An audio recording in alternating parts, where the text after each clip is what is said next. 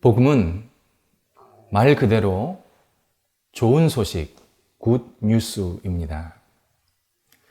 하지만 복음은 인간은 죄인이라 이러한 암울한 소식부터 출발합니다. 인간은 스스로 구원할 수 없고 깊이 빠진 늪에서 자기 힘으로 도저히 헤어나올 수가 없습니다. 하지만 하나님은 이런 인간을 너무 사랑하십니다. 이에 예수님께서 이 땅에 오셨고 예수님께서 하신 말씀과 사역들은 인간을 위해서 너무나도 소중하고 필요한 내용임을 진술해주는 진리, 이것이 바로 복음입니다. 인간은 예수 그리스도를 통해서 생명을 얻을 수 있고 하나님은 그 예수 그리스도를 통해서 모든 사람을 기쁘게 받아 주십니다. 그래서 복음은 최종적으로 은혜의 소식으로 마무리가 됩니다.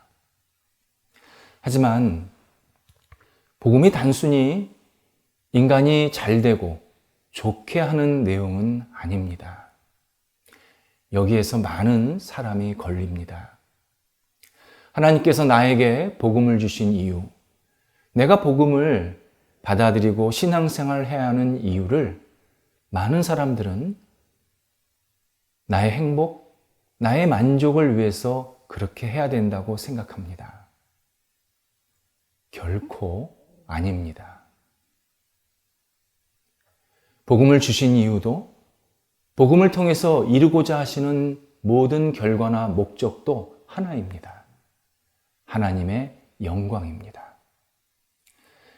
복음의 시작도 마침도 하나님께 영광, 오직 하나님께 계속 향하고 있습니다. 이 사실을 바울은 오늘 본문에서 우리들에게 잘 알려주면서 로마서를 마치고 있습니다. 26절 후반부에 의하면 복음은 단순히 우리를 죄의 징벌에서 벗어나게 하고 구원에 도착하게 하는 역할만 하는 게 아닙니다. 그것으로 복음의 역할이 끝나는 게 아니었습니다. 복음을 받아들인 사람, 곧 하나님의 자녀는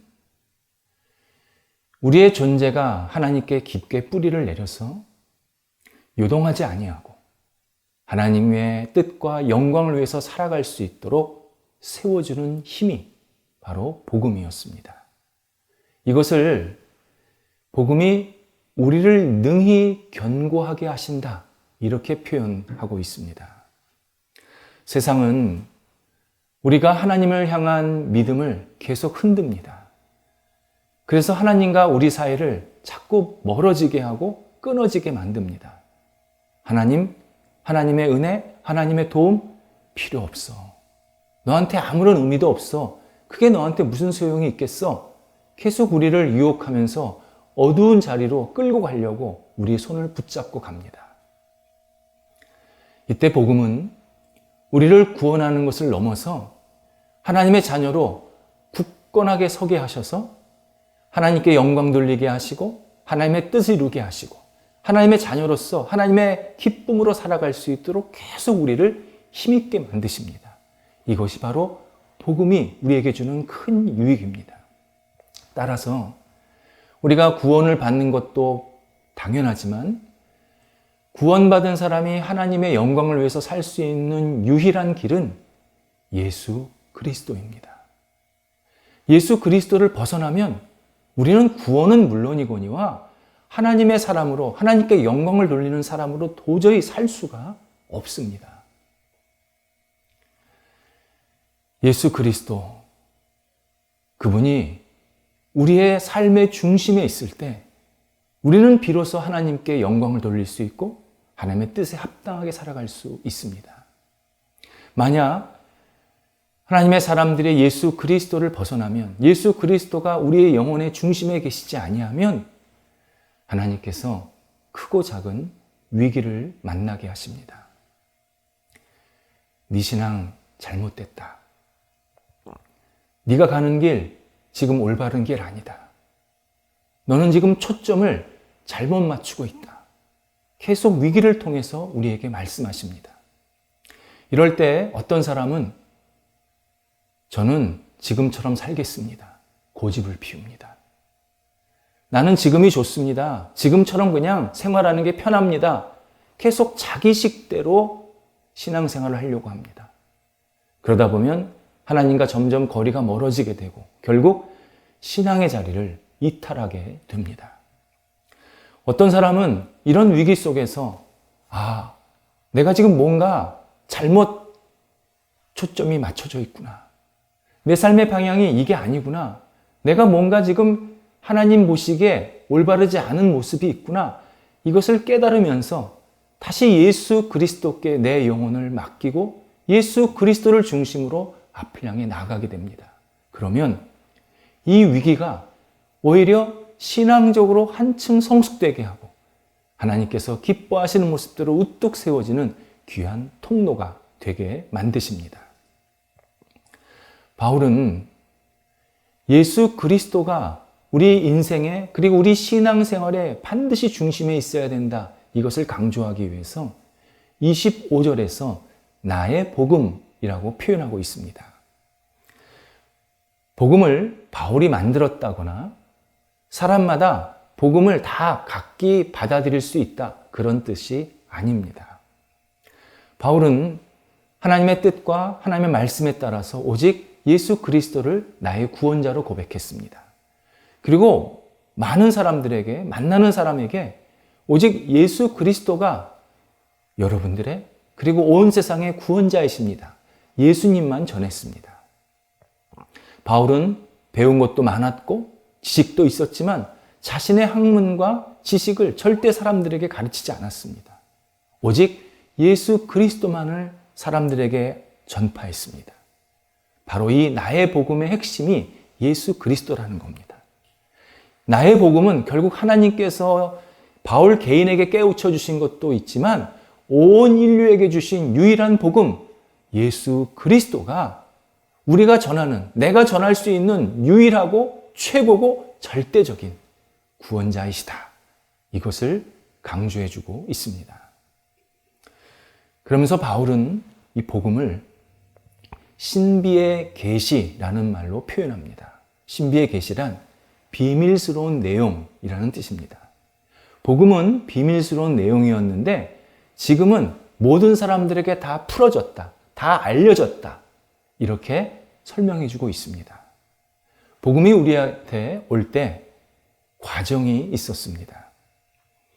처음 인간이 돌이킬 수 없는 범죄를 하나님께 저지르게 됩니다. 하나님은 인간을 당연히 버리셔야 했습니다. 하지만 하나님은 인간을 창조하셨고 인간을 사랑하는 마음이 너무 깊으셨습니다. 그래서 창세기 3장 15절에서 타락한 인간을 구원하기 위해서 내가 구원자를 보낼 것이라고 약속해 주십니다. 하지만 구원자가 누구인지, 어떻게, 언제 구원자가 오실지는 아무도 모릅니다. 하나님만 아셨습니다. 이게 비밀이라는 겁니다. 분명히 구원자는 오시는데 하나님만 아시기 때문에 비밀인데 오시는 게 확실하니까 공공연한 비밀이 되는 겁니다. 복음은 오랫동안 공공연한 비밀이었습니다. 그러다가 선지자 시대 때 하나님께서 선지자들에게 집중적으로 너희에게 구원자가 갈 것이다. 구원자를 내가 보낼 것이다. 다시 말씀해 주십니다. 꿈으로, 환상으로, 사건으로, 징조로, 말씀으로 반복해서 계속 이야기해 주십니다. 이것을 하나님의 계시라고 표현하는 겁니다. 하나님의 계시는 한두 선지자들한테 알려준 게 아닙니다. 각 시대마다 다양한 정말 수많은 선지자들에게 구원자가 이 땅에 올 것이다. 계속 알려주셨습니다. 그러다가 좀 시간이 지났습니다. 물론 이 시간은 그냥 인간의 입장에서는 시간이 지났지만 하나님은 다 계획 속에 있었던 시간입니다. 바로 교만과 인간적인 술수가 극치를 달렸던 헤롯 왕이 유대 땅을 다스릴 때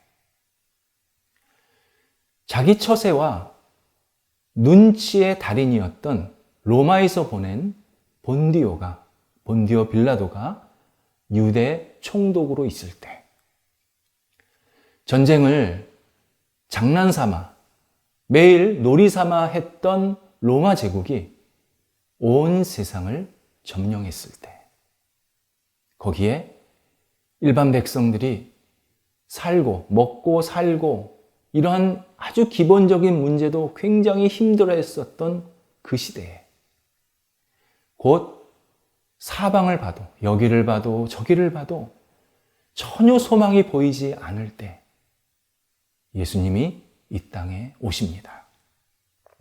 하나님은 당시 가장 낮은 신분을 상징하는 목자들에게 이 예수가 온 세상을 구원할 자다 알려주십니다.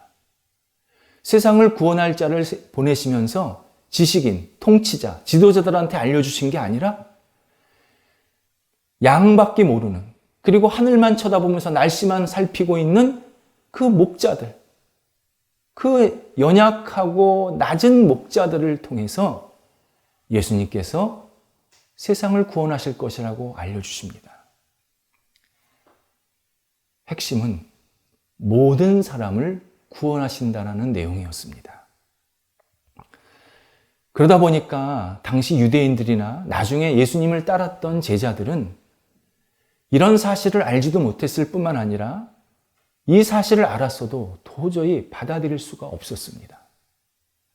하나님과 아무런 상관이 없고 하나님을 모르는 이방인들, 로마인들 이런 사람들을 왜 하나님께서 구원하시는 건가? 어떻게 구원하시겠다는 건가? 도저히 이해가 되질 않았습니다. 이때 하나님께서 보내신 예수 그리스도가 다시 하나님으로 올라갈 때, 하나님의 곁으로 가실 때, 곧 사도행전 1장 8절에서 승천하실 때 예수님께서 이렇게 제자들에게, 유대인들에게 말씀하십니다. 너희는 모든 족속에게 이 복음을, 나 예수 그리스도를 전하라. 그리고 그들을 제자 삼으라. 분명히 말씀하십니다. 그제서야 제자들이 복음의 진정성을 깨닫게 되었습니다. 예수님께서 십자가에 못 박히시고 부활하신 모든 사건들은 특정인들만 구원하시기 위함이 아니라 모든 사람을, 온 인류를 구원하시기 위한 구원의 사건이었다. 이것을 깊이 깨닫게 된 겁니다. 그래서 이 상황을 오늘 바울이 신비의 계시가 풀어졌다. 많은 사람들에게 알려졌다. 이렇게 설명하고 있습니다. 그때부터 제자들이 만나는 사람마다 온 사방으로 다니면서 오직 예수 그리스도를 전파하게 됩니다. 그래서 지금 우리가 예수 그리스도를 믿게 되었습니다. 그 복음의 비밀의 계시가 우리들한테 풀어져서 지금 하나님의 자녀로 예배를 드릴 수 있고 신앙생활을 할 수 있게 되었습니다.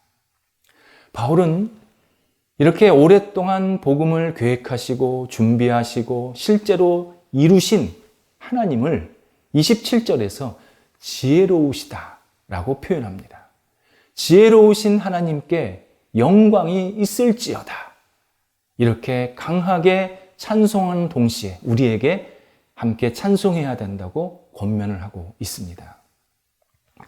세상에는 인생이 두 가지입니다. 하나는 하나님이 자기 인생에서 완전히 배제된 사람이 있습니다. 하나님과 나랑은 상관이 없는 분입니다. 하나님을 내가 가까이 하지 않아도 됩니다.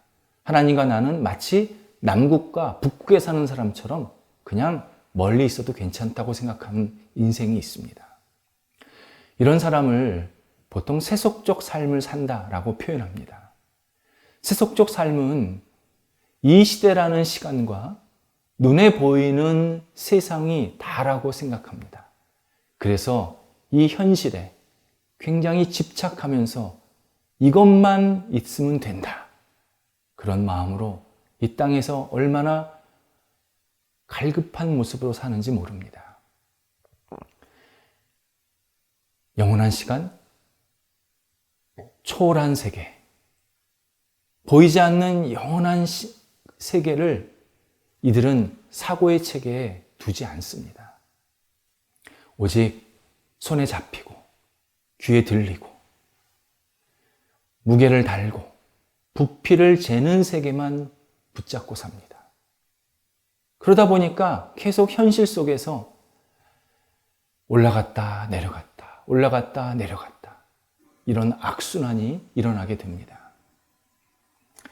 그런데 또 하나의 인생은 오직 나와 온 세상이 영원하신 하나님과 직간접적으로 연결되어 있다는 사실을 깊이 자각하는 그러한 인생 사람이 있습니다. 이들은 그래서 보이지 않는 세계, 그리고 내가 손에 잡을 수 없지만 그러나 분명히 있는 세계를 확신하면서 이 땅을 살아갑니다. 이들은 복음 위에 굳건히 서서 영원하신 하나님께서 이끄시는 대로 순종하며 살아갈 때가 대부분입니다. 내가 지금 기도를 해도 반드시 지금 이루어지지 않을 수 있습니다. 하지만 영원하신 하나님께서 언젠가 주님의 뜻 가운데서 그 기도의 결과를 이루어 주십니다. 그것을 확신하며 삽니다.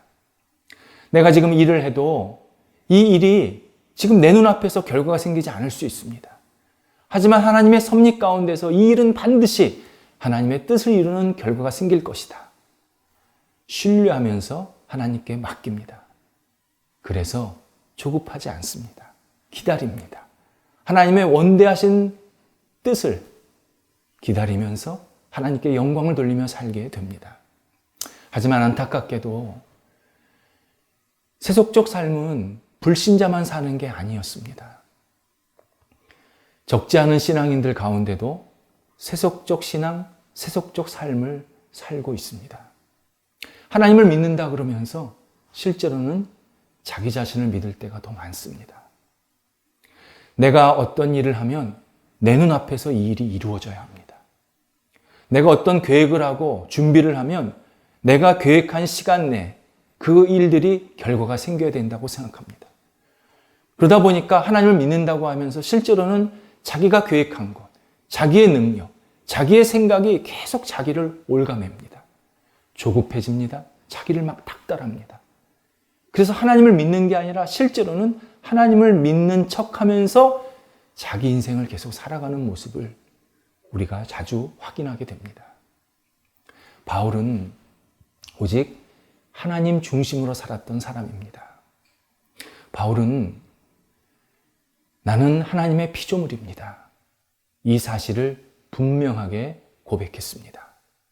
그리고 자신이 예수 그리스도를 전하면서 수없는 핍박과 매맞음, 죽음의 문턱을 왔다 갔다 했지만 하나님의 뜻과 영광을 언제나 삶의 중심에 놓았습니다. 그래서 내가 지금 핍박받는 거 하나님의 뜻이 있을 거야. 내가 지금 고난받는 거 하나님께 어떻게든 영광이 될 거야. 이런 확신을 가졌기 때문에 그 핍박이나 고난에 두려워하지 않고 계속 앞을 향해서 나아갔습니다. 이것이 하나님 중심으로 사는 사람의 아주 대표적인 모습입니다. 그래서 바울은 하나님께 영광이 있을지어다 이렇게 단순하게 표현하지 않고 세세 무궁토록 하나님께 영광이 있을지어다 굉장히 강조하고 있습니다. 영원히 하나님께 영광이 있어야 된다는 겁니다. 이유는 단순합니다. 나는 없어져도 되지만 하나님은 영원하신 분이기 때문에 영원히 하나님만 영광 받으셔야 합니다. 이런 고백입니다. 하나님은 한 분이십니다. 하나님은 영원히 영광 받으셔야 합니다. 이런 신앙의 고백은 바울 시대에 결코 쉬운 고백이 아니었습니다. 당시 로마는 모든 신들을 다 숭배해라. 특히 황제 숭배는 절대적이고 반드시 해야 된다. 만약 황제 숭배를 하지 않으냐면 로마의 땅에서 다 사라져라, 없어져라. 강제했습니다. 따라서 당시 신앙인들이 오직 한 분 하나님께 영원 무궁토록 영광이 있어야 합니다. 이 고백한다는 것은 단순한 종교적 선택이 아니었습니다. 목숨을 걸고 고백하는 진리에 대한 진술이었습니다. 그래서 수많은 그리스도인들이 순교의 현장으로 끌려가게 됩니다. 하지만 그때나 지금이나 하나님의 자녀들, 진정한 그리스도인들은 하나님께서 직접 말씀하신 십계명의 첫 번째 계명을 반드시 기억해야 합니다.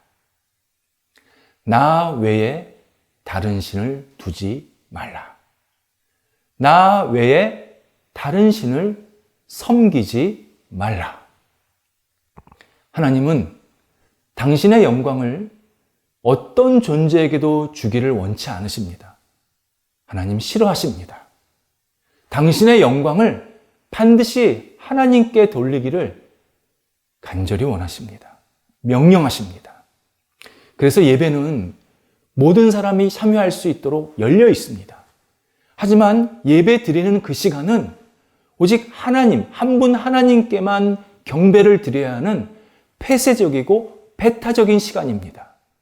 많은 신앙인들이 예배를 드리면서 한 분 하나님이 아니라 자기의 생각, 자기의 계획, 자기의 소유, 자기의 어떤 근심 어린 걱정들, 이런 것들에 빠져서 예배를 드리고 있는 건지 자기 영민에 빠지고 있는지 전혀 구분을 못할 때가 있습니다.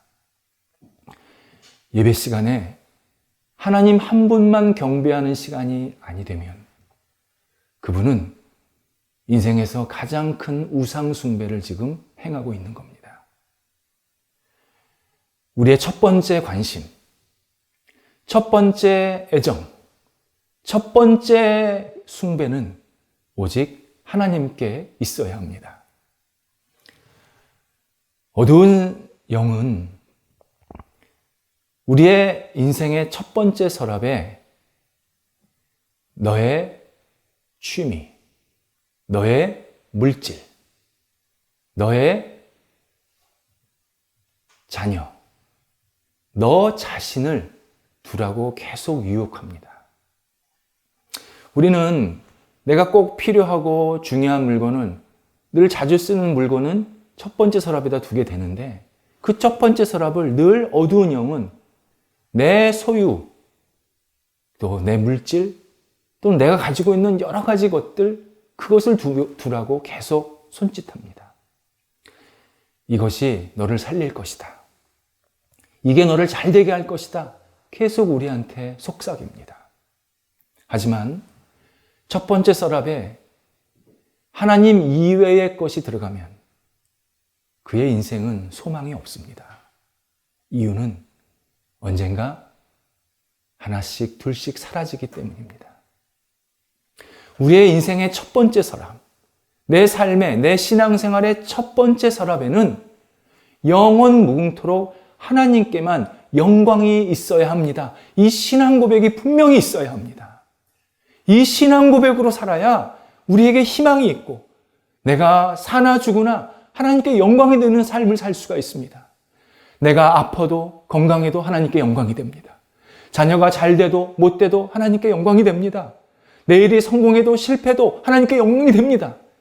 첫 번째 서랍에 오직 영원 무궁토록 하나님께 영광이 있어야 합니다. 이 분명한 신앙 고백이 있어야 내게 일어나는 모든 대소사가 하나님의 이름과 영광을 드러내는 거룩한 통로가 되게 하십니다.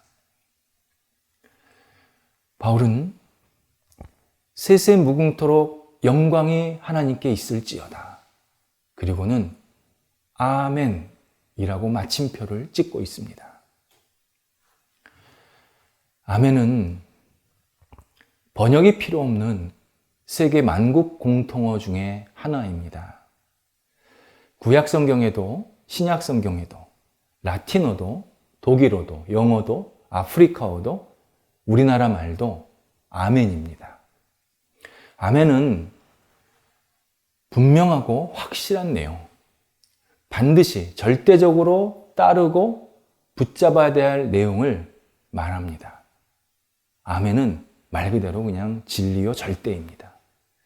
그래서 구약 성경에서 아멘을 진리라고 번역을 합니다. 예를 들어서 이사야서 65장 16절에 너희가 복을 받기 원하거든 진리의 하나님께만 복을 구하라. 이런 말씀이 나옵니다. 이때 진리의 하나님이 아멘의 하나님입니다. 아멘의 하나님이란 하나님만이 온 세상을 주관하시는 전능자시다. 하나님이 나를 비롯해서 모든 사람에게, 온 땅에게 복을 주시는 유일한 복 주시는 분이다. 이런 뜻으로 아멘의 하나님을 표현하고 있습니다. 신앙인은 아멘의 하나님을 고백하며 신앙생활을 해야 합니다. 막연한 하나님, 막연한 신, 그냥 추상적인 하나님 믿고 살면 안 됩니다. 내가 믿는 하나님은 아멘의 하나님입니다. 세상 유일하신 분이고 나에게 유일하게 복을 주시는 분이고 유일하게 구원을 주시는 분이고 유일하게 영광을 받으실 아멘의 하나님을 우리는 고백하고 살아야 합니다. 또 우리는 하나님의 말씀을 들으면 아멘이라고 응답하게 됩니다. 여기에는 그 말씀이 나에게 이루어지기를 제가 간절히 원합니다. 그 말씀은 진실입니다. 그 말씀이 저를 살립니다. 그 말씀이 내 영혼 속에 온전히 들어오기를 원합니다. 이런 고백으로 아멘이라고 화답합니다. 바울이 본문에서 아멘이라고 마침표를 찍은 것은 바로 여기에 해당하는 경우입니다. 바울은 로마서 전체를 통해서 사람을 살리고 사람이 하나님께 영광이 되는 존재가 되기 위해서 그 진리의 내용들을 쭉 기술해 주었습니다. 그리고 그 진리 위에 선 사람들은 어떻게 살아야 된다, 어떤 삶의 태도가 있어야 된다, 생활 방식도 쭉 설명해 주었습니다. 이 모두가 복음입니다.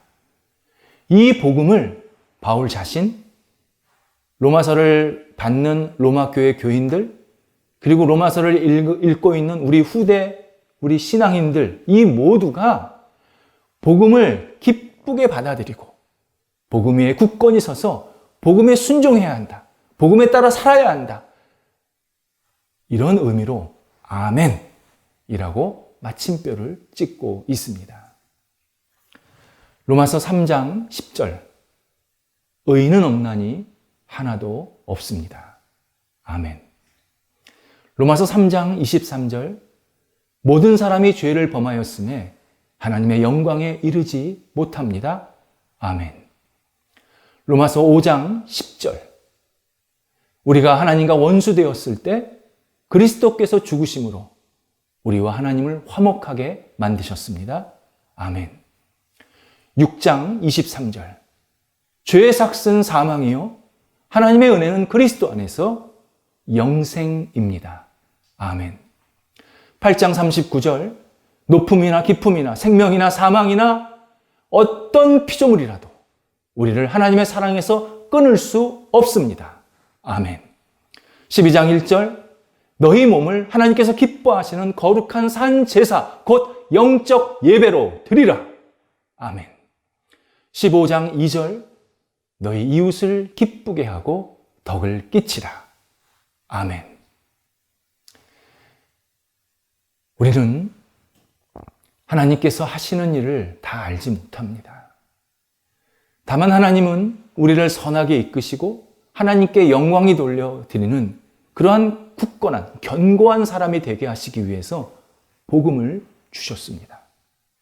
이 복음을 우리 영혼의 중심에 놓고 이 복음대로 순종하고 복음에 따라 살고 복음에 따라 사람들을 대하고 세상 속에서 역할을 감당할 때 하나님께서는 우리의 인생을 기뻐 받으시면서 인정하시고 하나님께서 큰 영광을 거두어 주십니다. 복음을 우리에게 주신 하나님께 세세 무궁토록 영광을 돌립니다. 그 복음대로 우리가 살 수 있도록 믿음을 주신 우리 하나님께 세세 무궁토록 영광을 돌립니다. 우리의 삶의 목표, 삶의 주제는 영원 무궁토록 하나님께 영광을 돌리는 일이어야 합니다.